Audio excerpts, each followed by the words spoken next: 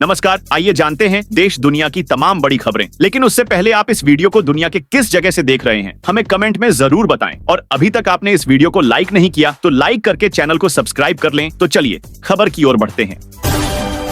Supreme court में शीतकालीन अवकाश 2 जनवरी तक रहेगा। हालांकि न्यायिक कामकाज पूरी तरह बंद नहीं होगा। अत्यावश्यक मामलों की सुनवाई 22 दिसंबर को की जाएगी। मुख्य न्यायाधीश सूर्यकांत ने इसकी जानकारी दी और कहा कि न्याय की निरंतरता बनी रहेगी। संसद में पारित नए विधेयक ने ग्रामीण रोजगार व्यवस्था पर बहस तेज की है। प्रस्तावित GRAMG योजना कौशल परिसंपत्तियों और स्थायी आजीविका पर केंद्रित है। सरकार सुधार बताती, विपक्ष मनरेगा समाप्ति की आशंका जताता, राजनीतिक बहस जारी है।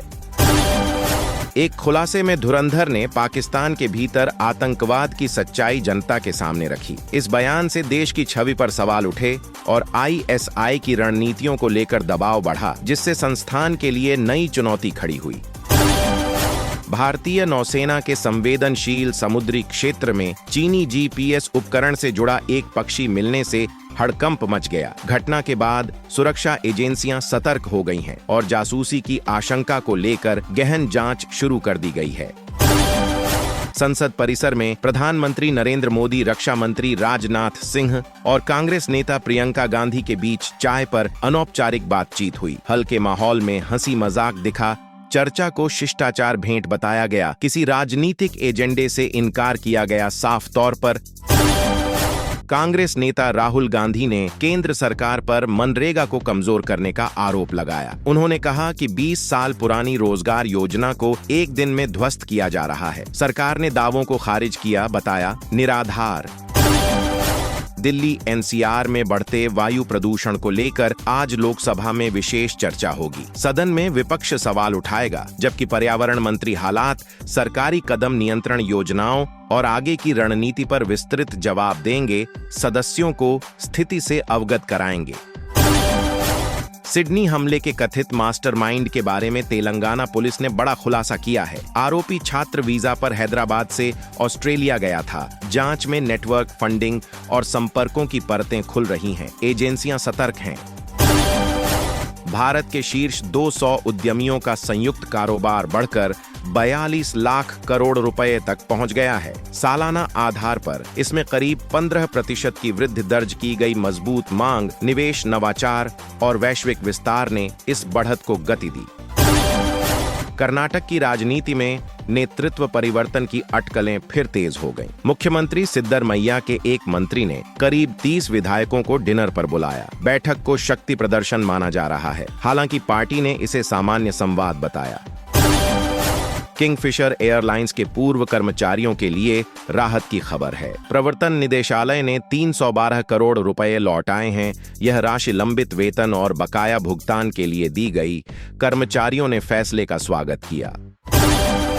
पूर्वोत्तर क्षेत्र को अंतर्राष्ट्रीय स्तर का नया हवाई प्रवेश द्वार मिलने जा रहा है। प्रधानमंत्री नरेंद्र मोदी गुवाहाटी हवाई अड्डे के बैम्बू ऑर्किड्स नामक टर्मिनल 2 का उद्घाटन करेंगे। आधुनिक डिजाइन, स्थानीय संस्कृति और बेहतर यात्री सुविधाएं इसकी खास पहचान होंगी मानी।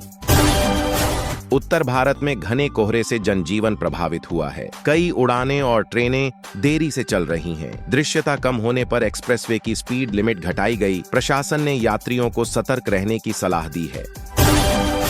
प्रधानमंत्री आवास योजना में बड़े फर्जीवाड़े का मामला सामने आया है। जांच में 71 अपात्र लोगों को लाभ मिला, जिनमें कुछ सरकारी अधिकारी भी शामिल हैं। प्रशासन ने जांच तेज की और दोषियों पर कार्रवाई का आश्वासन दिया। दिल्ली NCR में बढ़ते स्मॉग से राहत पाने के लिए लोग पहाड़ी इलाकों का रुख कर रहे हैं। हिमाचल प्रदेश और उत्तराखंड में पर्यटकों की संख्या तेजी से बढ़ी है। होटलों में बुकिंग बढ़ी। ट्रैफिक और भीड़ से प्रशासन अलर्ट। भारत ने एक मित्र देश के साथ महत्वपूर्ण रक्षा समझौता किया है। इस सिलसिले में रक्षा मंत्री राजनाथ सिंह ने विदेश मंत्री से मुलाकात की। बातचीत में सैन्य सहयोग, तकनीक, साझेदारी और रणनीतिक रिश्तों को मजबूत करने पर जोर दिया गया। हाई कोर्ट ने मेसी के कार्यक्रम के दौरान हुई तोड़फोड़ पर पश्चिम बंगाल सरकार से विस्तृत रिपोर्ट तलब की है। अदालत ने घटना की जानकारी और कार्रवाई विवरण 22 दिसंबर तक प्रस्तुत करने के निर्देश दिए हैं।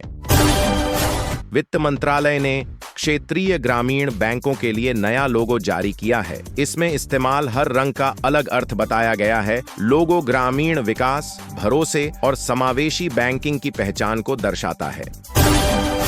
मंत्रालय ने इसे एक रूपता की दिशा में कदम बताया। डॉलर के मुकाबले रुपये में आई कमजोरी पर प्रधानमंत्री के आर्थिक सलाहकार संजीव सान्याल ने बयान दिया। उन्होंने कहा कि यह अस्थायी उतार चढ़ाव है और घबराने की जरूरत नहीं। मजबूत आर्थिक बुनियाद और सुधारों से स्थिति संतुलित रहेगी।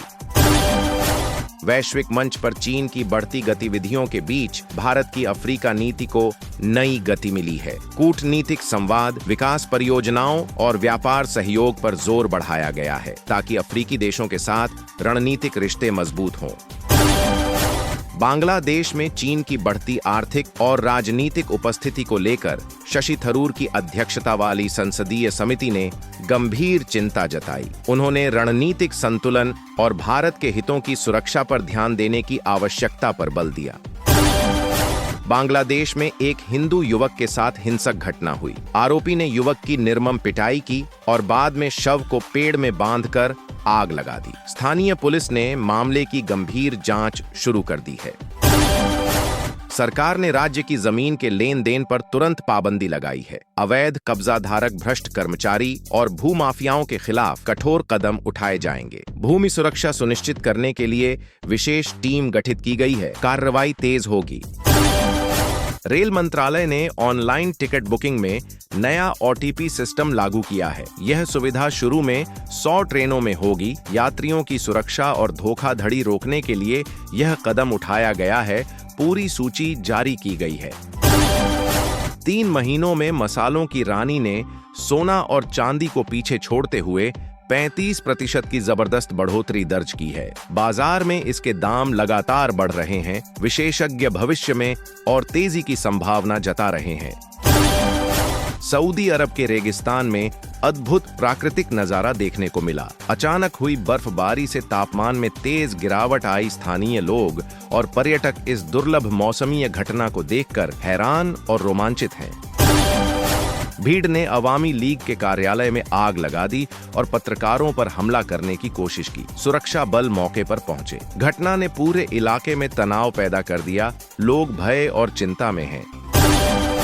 कफ सिरप विवाद में सपा से जुड़े लोगों का नाम सामने आया है। विधानमंडल सत्र शुरू होने से पहले मुख्यमंत्री योगी ने विपक्षी नेता अखिलेश यादव पर तीखा हमला किया और मामले की गंभीरता पर ध्यान दिलाया।